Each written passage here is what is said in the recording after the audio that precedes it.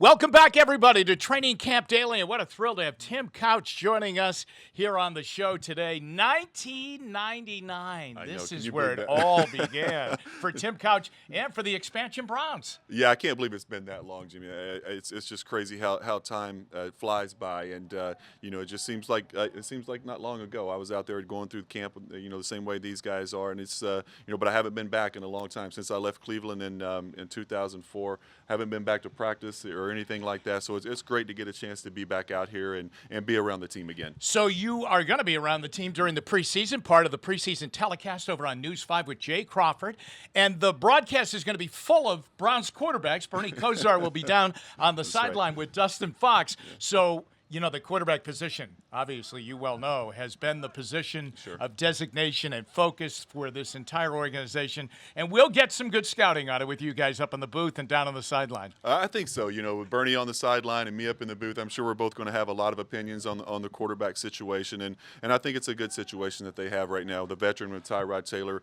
and, the success that he's had in the league so far. He took a team to the playoffs last year, a team that hadn't been in a long time. So, a similar situation here. The Browns haven't been to the playoffs since we went in 2002. So a similar situation he's walking into, but he's got, the number one pick in the draft sitting behind him, waiting to get his opportunity too. So it'll be interesting to see how it plays out, but I like their situation at quarterback right now. Now, I understand there's a connection, really, okay? Follow me on this one, with you and Baker Mayfield. Sure. I understand that the offense that Baker Mayfield ran at Oklahoma was really the offense that Hal Mumme and Mike Leach had at the University of Kentucky with Tim Couch running it. Yeah, the air raid offense started in 1997 at Kentucky. Hal Mumme came from Valdosta State, a small school, and Mike Leach happened to be the offensive coordinator, and they came to Kentucky, and they wanted to put this offense in called the air raid, and everyone said, well, you can't do that at this level of college football in the SEC. You're going to get the quarterback killed. You can't drop back and throw it 45, 50 times, and we did it, and we made it work, and we became the number one offense in the country for my sophomore, junior year when I was there, and we were putting up a lot of points and throwing a lot of touchdowns. And then Mike Leach got the offensive coordinator job at Oklahoma. They won a national title. Then he became the head coach at Texas Tech. And Lincoln Riley, who was Baker Mayfield's coach at Oklahoma, happened to be one of his players there, and he went into coaching and put that offense in, and Baker ran the same thing that we did. So the only thing missing from that entire equation, everybody, is Kevin Bacon, the 6 degrees of Kevin Bacon. That's exactly He's got to right. figure into it. 1999. Yeah. Canton's Fawcett Stadium. Thrilling night. Yeah, okay. It's the Hall of Fame game, and the Browns are finally back playing the Dallas Cowboys. Yeah. Chris Palmer goes over to the number 1 draft choice overall, Tim Couch, and says, okay, you're up. You're going to go in, and you hit Kevin Johnson in the left corner of the end zone for a touchdown. And, boy, then everybody thought it was going to be easy, my friend. Oh, I know. I did too.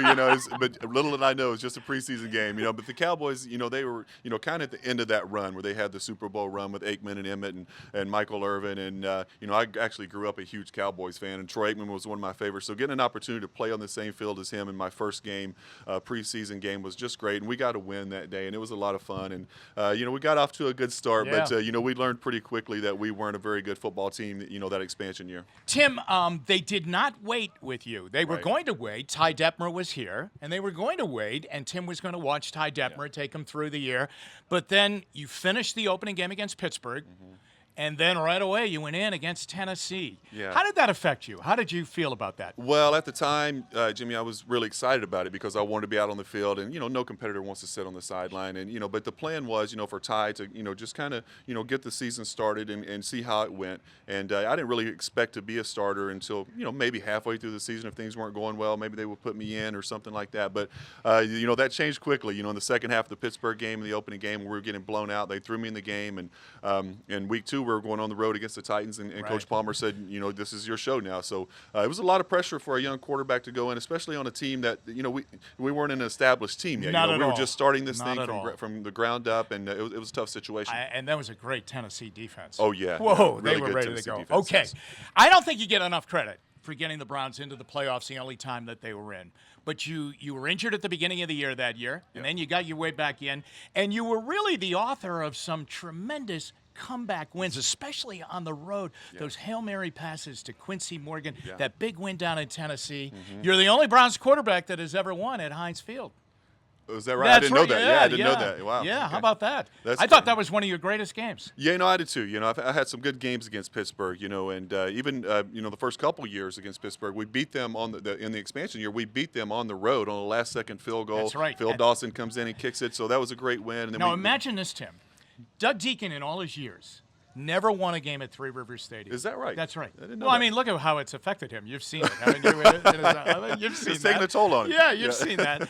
But you went over there, you won, and then you won at Heinz Field. Yeah. And, of course, the Steelers were such a big part of it. Give the fans an overview of what you think we should expect, and you'll be calling the games with Jay Crawford on News 5. Well, coming off a winless season last year, we have only one way to go, and that's up. And but watching this team practice yesterday, I see so much more talent, and whether that's going to translate into wins or not, that remains to be seen. But this is a talented football team at every level. On the defense, there's guys flying around. The linebackers position is deep. Yeah. It's really strong. They can get after the quarterback, obviously, with Myles Garrett. And, they just got to stay healthy on that side of the ball. But offensively, those three backs that they have, and they all bring something different to the table. I think it's going to really take the pressure off these quarterbacks because they're going to be able to run the football. And then, obviously you got to get Josh Gordon back, and with that situation, hopefully he can come back and contribute to this team. But Jarvis Landry is going to be a great addition. They have some good receivers that were making plays. Corey Coleman looked good yesterday. Higgins looked good yesterday. So I like their depth at wide receiver as well. Well, I like what I'm going to hear up in the booth. It's going to be great having you a part of the telecast. I can't wait, Jim. It's going to be so much fun. Looking forward to it. All right, as we wrap this up, okay, this is the biggest compliment I can give you. Tim and I were neighbors in Yes, Westlake when yeah. he was a member of the Browns. This guy gave away the best Halloween candy, and the other thing was he gave it away. He was at the door, and he handed it away. I was at the door. That's right. Yeah, we had a lot of kids lined up at the door that time. Yeah, it was And a lot fun. of grown-ups, and I was one of them.